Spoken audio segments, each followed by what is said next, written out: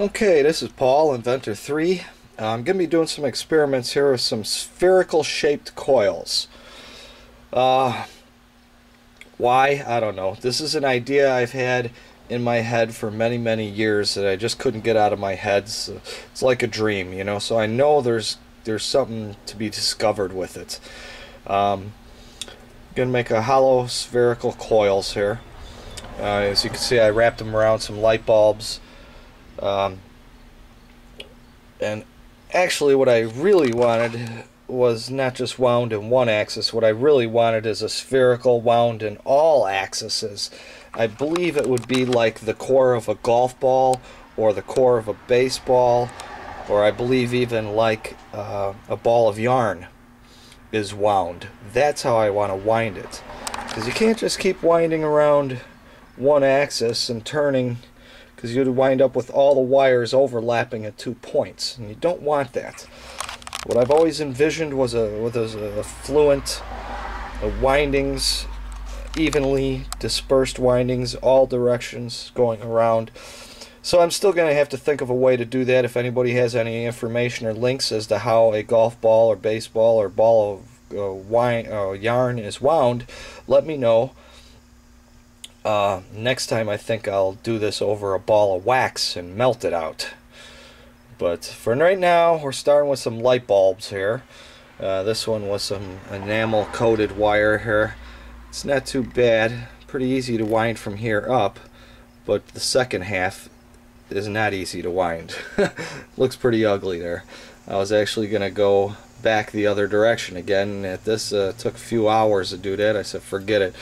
Thing is, I got layers of super glue on here holding it in place either. I don't like that either, because now I'm afraid when I bust a bulb out I'm going to have bits of broken glass, so it's going to be a challenge breaking this out and getting the glass all out of there.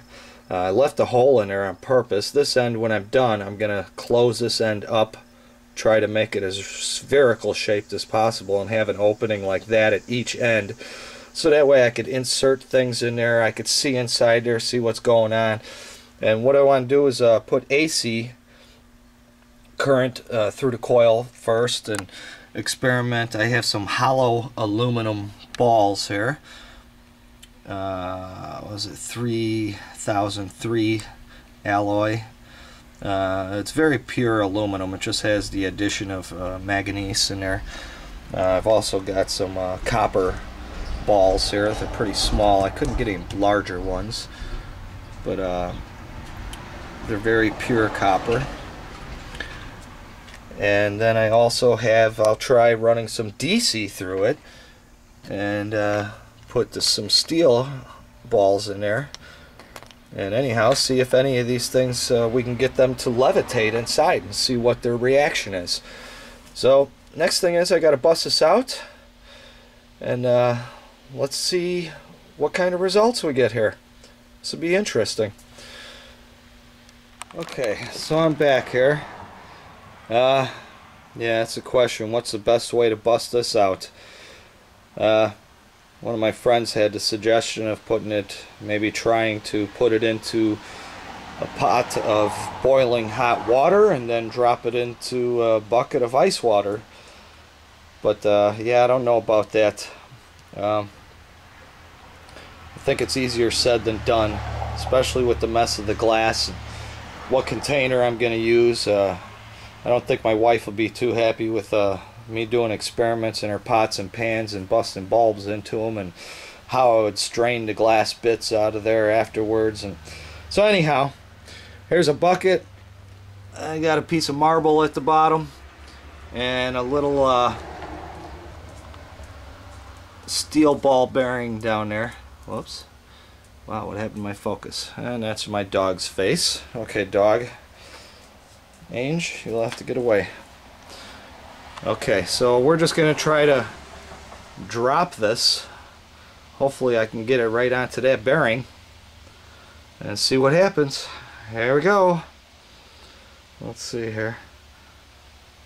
I was afraid of that. Alright, let's try it again.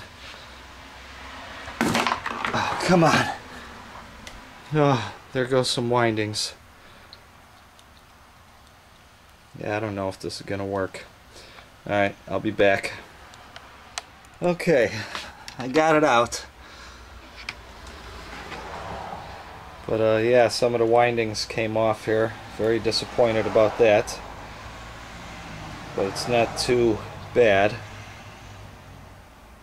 I'll have to see. There's a little bit of glass in there, but most of it all came out. So I'll see if I can clean this up a little bit and get it together, and I'll be right back. Okay, so we're back here. We're gonna try running some AC through it first of all. So this is about as good as she gets. Let's see. Oh. There's our spherical hollow coil. This end is way bigger than I wanted it to be. I wanted it the same size as that. So anyhow, let's put our hollow aluminum ball inside there. Oops. Let's see if I can't get the camera set up here in a good spot.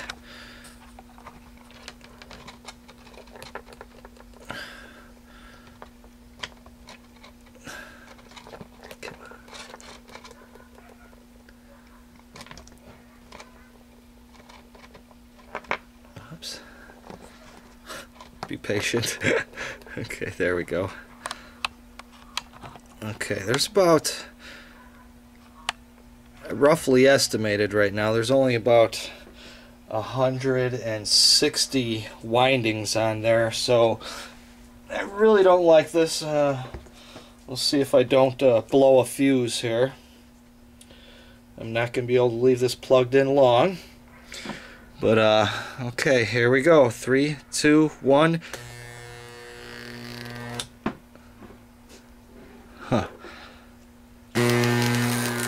Oh, that sucker's bouncing around in there though. Let's see if we can get that little. It smells something burning. Okay, 3, 2, 1. Whoa. Wow. Wow. Where's the whole coil? Blue. Wait a minute. Where the hell are we? Get Paul. Oh, that don't look good. Okay. So, oh, there's our collapsed. Oh my God, did that heat up fast?